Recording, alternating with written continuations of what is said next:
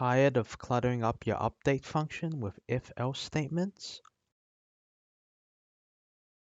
Frustrated with the old input manager and its confusing layout? Look no further than the new Unity input system. Let's start with the benefits. 1. It's an event-based system. In the old system, the input from the player will need to be checked every frame in the update function, and when there are many different types of actions in your game, the update function can get very messy. The new input system uses an event-based method of input. In an event-based system, an event is sent whenever a button is pressed, held, or released. You can then tie the event to a function that will be performed. This ends up reducing the clutter in the update function. 2. Easier button mapping. In the old input manager, some button mappings are very inconsistent between different controllers and platforms. For example, the button for joystick button 0 on an Xbox controller is the A button, but on a PS4 controller it is the square button. Also, on Windows, the A button on an Xbox controller is named joystick button 0, but on Mac OS it's named button 16, which adds to the confusion. Additionally, in the input manager, you can only bind two buttons to one action, which combined with the previously stated issue, turns creating bindings for multi-platform games into something very difficult. In the new input manager, buttons are assigned by position and not by an arbitrary number. For example, this button is designated as button south on all types of controllers. You can also bind more than two types of inputs to one action in the new system, which makes setting up bindings for multiple platforms much easier.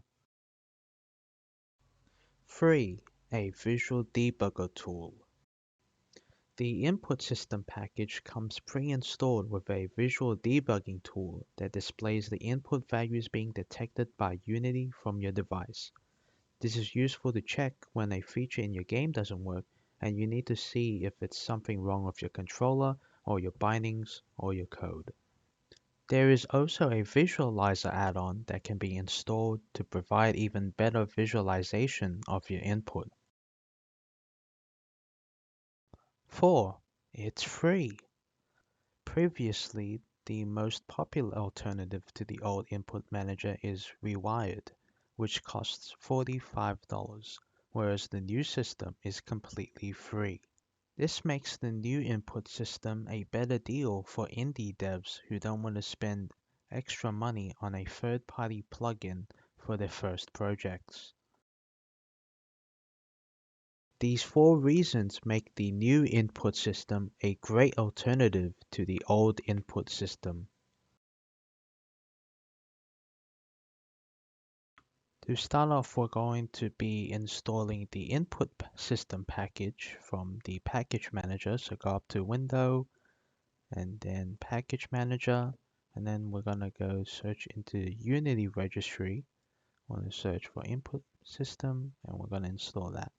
To install it, make sure that your Unity version is 2019.1 or above, or else you can't install the input system. After installing the input system package, it will give you this warning asking you if you want to enable the backends. Just click yes and the editor will restart. And this will basically allow the new project to be able to use the new input system. So after a while, the Unity project will restart and the new input system package has been enabled. Now, one good thing about it is that you can actually switch back and forth between the old input system and the new input system if you want to. Simply go to Edit, then Project Settings, and then Player, and scroll down to Active Input Handling, and you will be able to choose between the old input manager, the new input system, or you can use both. Using both is really good for when you have to migrate your old input code over to the new system and you want to be able to still playtest your code to make sure it still works. But for now, we're just going to stick with the new input system package. Okay, so we're going to start using the new input system now, and we're just going to open this player script. So the first thing to do is to import the input system package. So we're just going to do unity engine.input system at the top, and that's just going to import the package so everything works. So in the old input manager, we will have methods such as get key down, get key up. So we're going to just try and recreate those using the new input system package and how it's laid out. So first we're going to do an if statement, and we're just going to do keyboard.current dot, let's say, space key dot was pressed this frame, and we're just going to do a debug.log here, say file, and this is basically the same as doing get key down in the old input manager. So we're just going to switch back to Unity to test this out. So now every time I press space, it will show fire in the console, and this will happen only when I press the button down on each frame. So if we wanted to get something like get key, which is just for as long as the button is held for, we'll go back into our Visual Studio and we will change this to is pressed. Back to Unity. As long as I hold down the space button, it will show fire in the console. We can see here that it's sending a message every frame for as long as we hold it. But we didn't install the new input system just to do things the same way as we used to. Now, don't get me wrong, this can still be useful. You can still use it for debugging if you just need one key to, let's say, give you 10,000 points in one level, then you could still do this, but it's not really efficient. And if you're just going to use if statements like this one, then you could always just stick to the old input system. So we're just going to get rid of this statement. So back in the Unity editor, we're just going to create a new input actions asset. So right click, create input actions here at the bottom. So an input action asset is the asset we'll use to set up all the bindings for the different actions a player can perform in the game. So we're just going to call this one player inputs. And we're just going to open it up. So this is the input actions asset window. And we're going to start at the top left here to add a control scheme. So a control scheme is what we use to specify the exact type of input devices that we want to be using along the actions in this particular input actions asset. So we're going to make a new control scheme, call it keyboard/mouse, and we can add a device using this plus button. And here we can add keyboard, and we can add mouse as well. And you can be more specific. And it says requirements here. So you can use these requirements to specify if a particular input device is required. And if a device is required, it needs to be plugged in before the control scheme works. And not every single device has to be required. One of them can be optional, which means that you don't have to have it plugged in. And this could be useful to specify the difference between keyboard input and controller input, or even different platforms of control input, such as Switch or PS4. Now, you don't want to have too many devices be required. For example, you don't want to have a keyboard be required and a controller be required in the same control scheme, as the actions won't work unless both devices are plugged in at the same time. So we're going to save this control scheme now, and we're going to add another control scheme. We're just going to call it controller. And here we can add the gamepad. And you can be more specific with the gamepad, so you can have an Android, iOS, PS4, or we're just going to go with a standard gamepad. And we can save the asset now. You can also autosave, so it saves every change automatically. So now we're moving on to the action maps. So an action map is a group of actions and its respective bindings that can be used together for a specific purpose. A good example of using different action maps is, for example, if the player has different states. So for example, if they're walking around on foot, then you have one action map for that. If they're driving a car, you will have a second action map just for that. If they're interacting with the UI, you would have another action map for that. So we're going to go create an action map right now, plus, and we're just going to name it player, as there's only really going to be one action map for this example. So over here in the middle column are the actions, and each action has its own bindings. So for this action, we're just going to name it fire, which will be the action we'll use to shoot. Now each action has an action type specified over here in the right column, and there are three main action types: value, button, and pass-through. To explain the different action types, I have to start with input action phases. An input action phase is the current state of the action set as an event and can be accessed in code. There are three main phases for an action: started, performed, and cancelled. Each phase is similar to one of the various getKey functions in the old input system. The started phase is triggered once when the button is pressed, just like getKeyDown. The performed phase is triggered every frame as long as the button is pressed down, like getKey, and the cancel phase is triggered when the button is released, like getKeyUp. Now back to the three action types. The first action type is button. Button is used mainly for actions that occur once when the button is pressed. Button uses the started and performed input action phases. The second type is value. Value is special as it is the only action type to use all three of the input action phases. It also performs disambiguation, where if an action has multiple inputs bound to it, it will only take the input with the greatest value.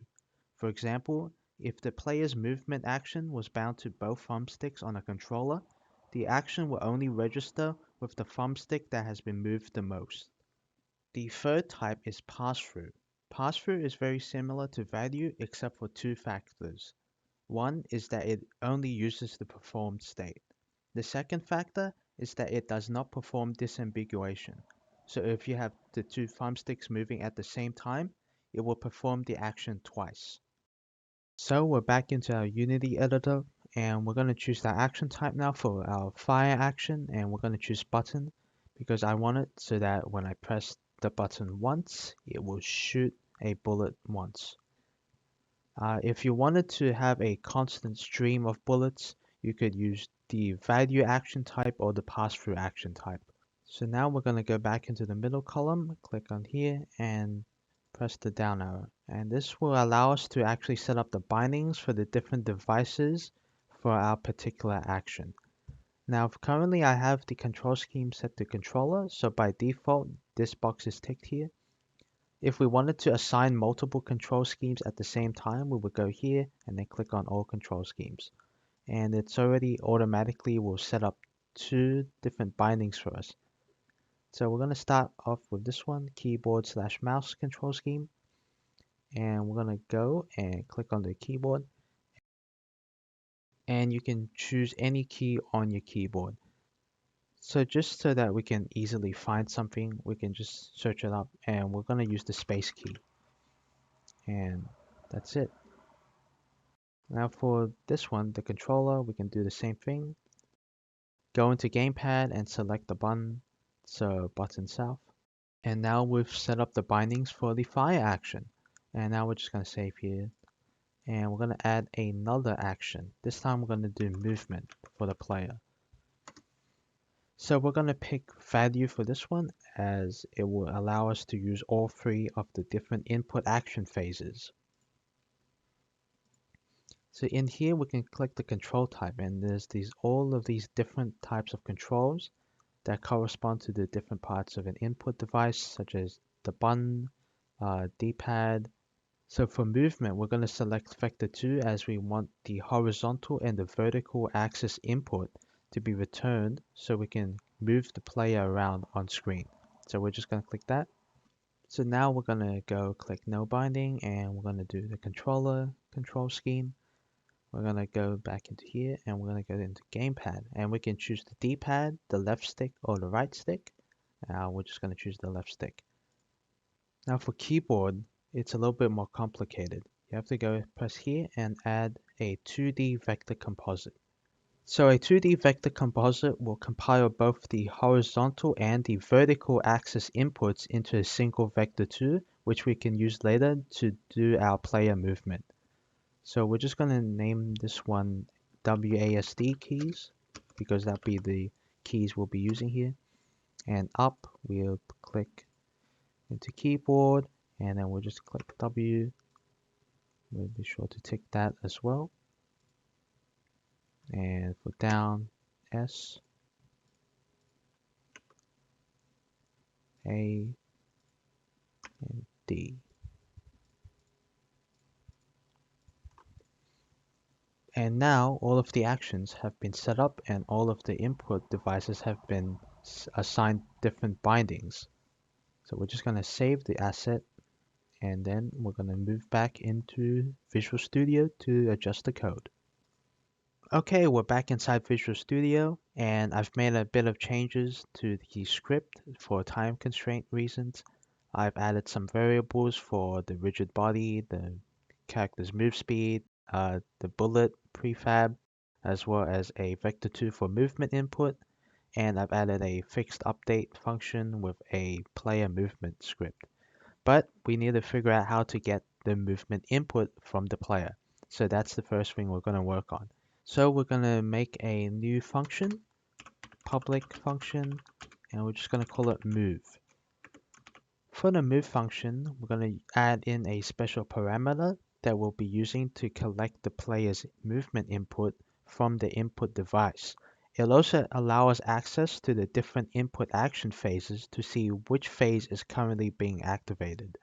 So the name of this parameter is input action.callback context, and we're just going to name it context. So to collect the player's movement input, we're just going to get the variable and new vector2. And it's very similar to the old input system. It would be something like input.getAxis, and inside that is horizontal. So for the new input system, we're going to be doing context.readValue, and we're going to select the data type of vector2. And it's the same control type that we selected earlier. And .x, so we get the x-axis, and then do the same here, but instead read value from the y-axis. And that will return the x and y-axis of the player's input device back to the Unity game. So since we selected the input action type value for our movement action, we have access to 3 different input action phases: started, performed, and cancelled. So we're going to set up debug.log statements to try and test these out. So for the first one, we're going to do context.started, and then we're going to do a debug.log and started moving. And then we're going to do another if statement for .cancelled and change the message to stopped moving, and one more for performed, which is just going to be moving. So while we're still in Visual Studio, we should also set up the fire function as well. So it's a very similar thing, public void, and then we'll do fire input action dot callback context and name it the param context. And this time we're going to do instantiate, and we're just going to do bullet transform dot position. It's a standard instantiate call that will just create a bullet at the player's position. So let's save that, and we're going to hop back into Unity. So we're back in Unity, and the first thing we need to do is go to the ship, and then we need to add a new component to it, and it's called player input. So the player input component is what you need to add to your player game object so that we can control it. So the first thing to do here is to add in our input action asset that we made earlier. And it says here default scheme, so we can actually choose between the schemes that we set up earlier. So the keyboard and controller. So you can select any one of these control schemes and it will take input from only that one device. So if you selected keyboard, then it will only take keyboard input. Controller, it will take only controller input. So there's also an auto switch, and if you have that ticked on, if you have both a keyboard and a controller plugged in, it will automatically switch between those two control schemes. If you have auto switch ticked off and you have the default scheme set to any, the main control scheme that will be used will be the first control scheme. So if you use the controller first, then that's what it takes. If you try to use a keyboard, it won't work. So next, we're going to change the behavior of this, and we're going to change it to invoke Unity events. And we're going to go into events, and then player, and you see here, these are the two actions we set up earlier, fire and movement. So we're going to set that up, press, and we're going to drag the player script in here, go to function, player, and you see here, because of the input action.callback context parameter we used earlier, it's separated into the top section. So we're going to click fire, we're going to do the same thing here for movement and use move. So that's it. We're just going to save that. And now I'm going to show you the inputs that I'm going to be pressing in using the built-in input debugger that I mentioned earlier. So to access it, go to Window, Analysis, and then Input Debugger. And over here, you can see that it lists all the devices that are currently connected to your computer. So for me, I have a keyboard, a mouse, and an Xbox controller. And I'm going to open up the keyboard. And in the middle here, you can see all of the different keys on your keyboard listed here. And each of them has a value that will switch from 0 to 1 whenever you press it. So for this one, I will press 0 and the value will change to 0 for as long as I hold it down, and the character will appear at the bottom. So as I move around my character, you can see here on the bottom, all of the keys are showing. A, D, A, S. So to show that auto switch works, I'm going to swap over to my controller now. I close this window and then Xbox controller. I'm going to do this, and you see here, I'm using my controller now, and my character is still moving around. However, this time it doesn't show the character here because it's taking values. So we're going to scroll down here to the left stick, and you can see here at the value, it changes as I move. The left is -1 on the x-axis, right is 1, down is -1, up is 1. And that's exactly how that works. So we're also going to test our fire function now. And we mapped it to button south earlier, which is A on an Xbox controller. You can see here that it's actually shooting 2 cows. And it shoots 2 cows once when I press it down and once when I release it. Now if you remember from earlier, button has 2 action phases, started and performed. And what's happening now is that it's shooting a bullet whenever those 2 phases are happening. Once when the started phase happens and once when the performed phase starts. We only want it to happen on one phase, and we're going to go back into our code to add an if statement to stop that. So we're back here in our Visual Studio, and we're just going to add a quick little if statement, just like the ones you see above. So if context dot performed, and this will prevent the event from happening twice. Now we're back in Unity, and let's just test this out. So it only shoots 1 cow this time. You can tell when you check the button south value that when I press it down, it only shoots once. When I let go and the value changes back from 1 to 0, it doesn't shoot another cow. So to test out our debug log statements that we put in earlier, I'm going to move the stick, and you can see down in the console that as soon as I stop moving, it displays the stop moving debug log, and when I start moving, it's the started moving debug log, And for the moving debug log, it only displays again when I change the value of the left stick. And that's it for the basics of the new Unity input system. It takes a while to get used to, especially if you've made a lot of projects on the old input system, but there's a lot of benefits to be had if you take the time to learn this new input system.